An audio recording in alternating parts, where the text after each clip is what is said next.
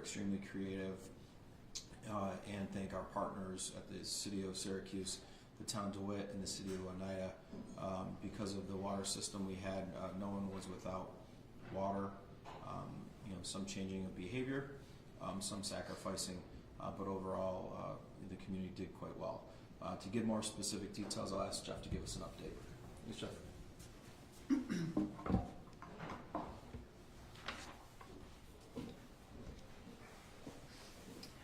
So to date we have 6 sections of replacement pipe in place. That leaves us 2.5 remaining, as you can see from the photos to my right.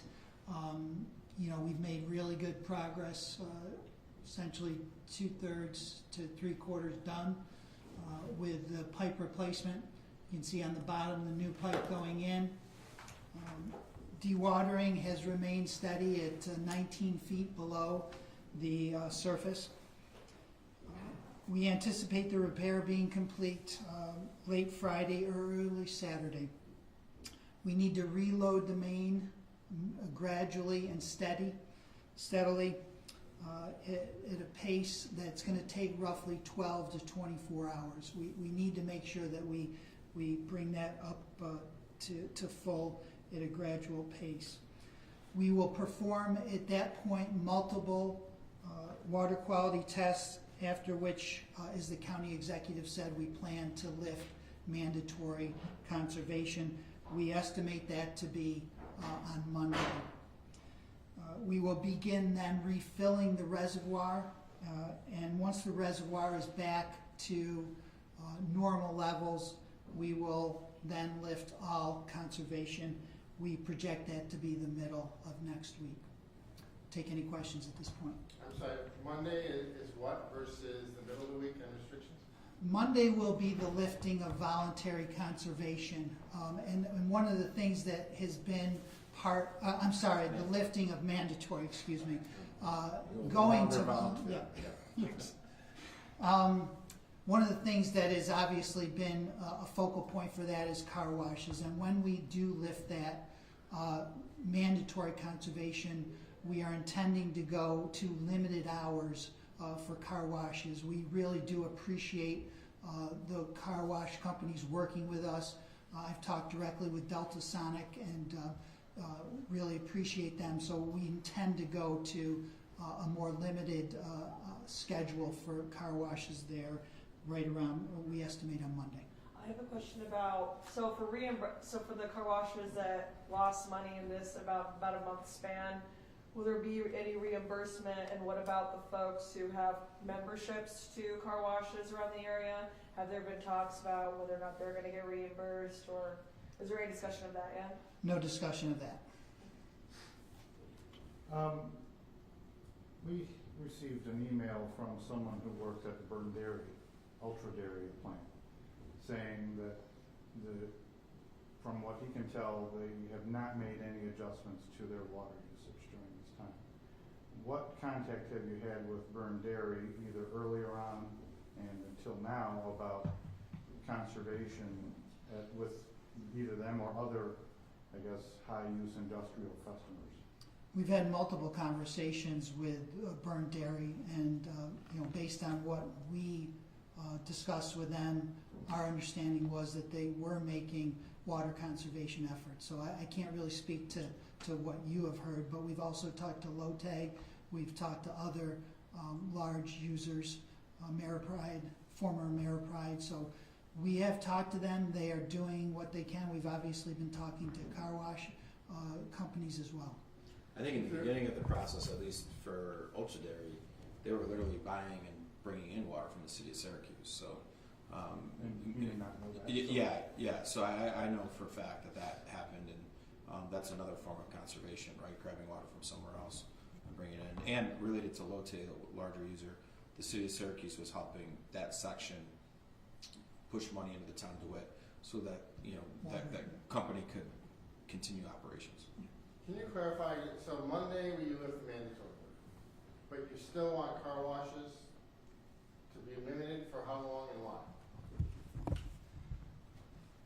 is part of, water conservation remains important until we get the entire system back to where it was previously, which is fully loading our eastern reservoir to provide a buffer for any unknown potentialities. So the fact is, we consider some conservation during the voluntary period important as we get our system back to where it needs to be.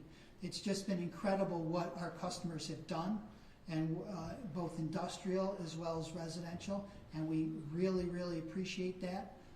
But at that point, it's going to be voluntary, and we would certainly be asking car washes to take that voluntary step to limit their time that they are open.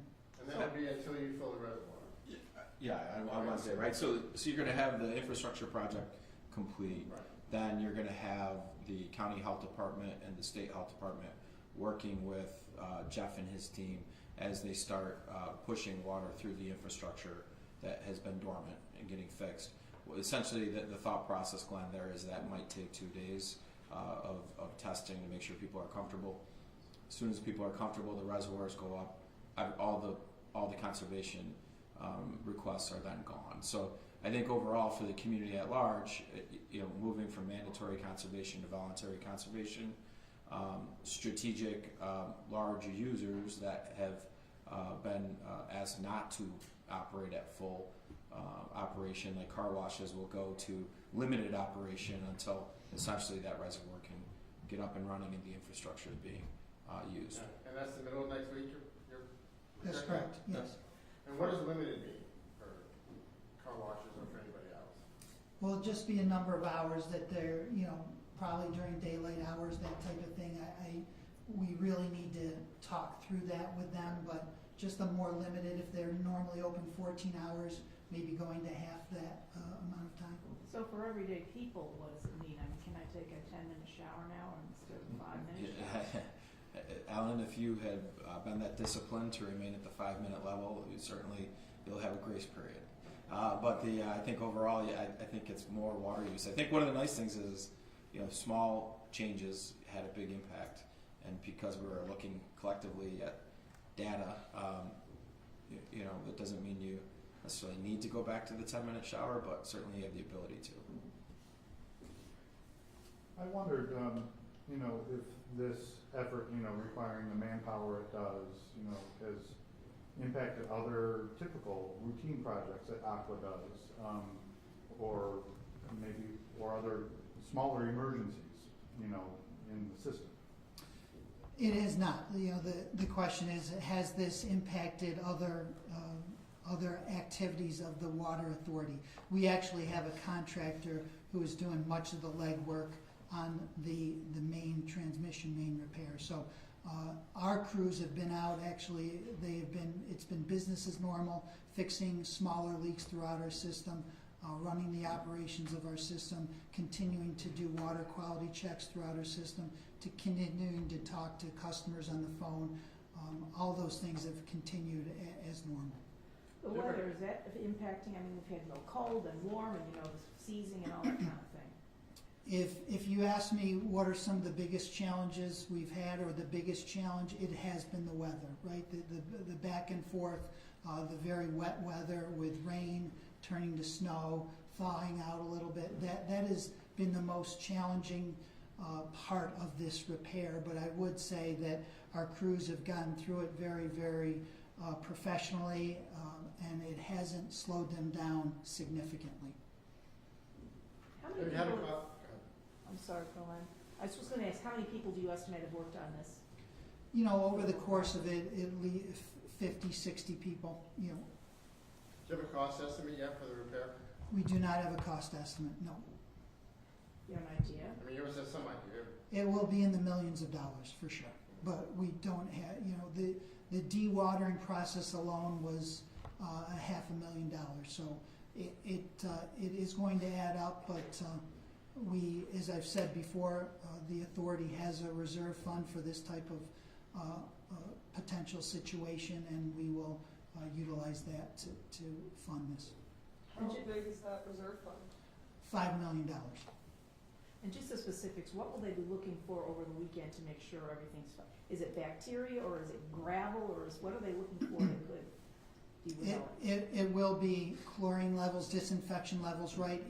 Is there bacteria, but it's more of what is the level of disinfection in the system. We need to make sure that it is safe for people to drink, and the primary means of doing that is checking the amount of disinfectant in the water. Where is that added?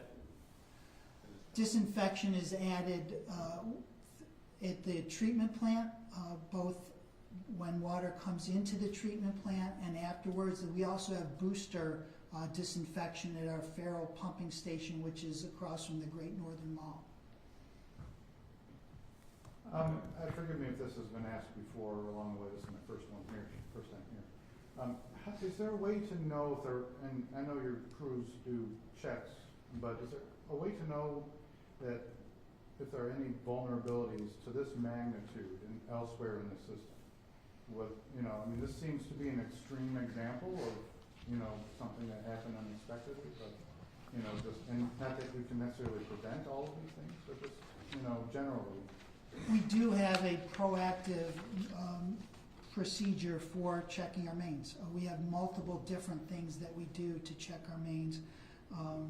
But I would say that one of the things that we have focused on most recently is very high-end sensor technology that you can actually put into large transmission mains like this. We've already started that process, and we are going to continue it throughout our large transmission mains. But we have leak detection systems that are out there, computer systems that monitor the pressures and flows in our system that can identify leaks. We have leak detection crews that go out on a regular basis at night using acoustical equipment to see if they can find leaks. So there's a lot that we do. We also are doing predictive modeling, right? We are looking at using a model provided by our engineering consultants to identify what are the mains that are most likely to be subject to degradation and break like this. Any off topics? Thanks, everybody. Thanks. Thank you.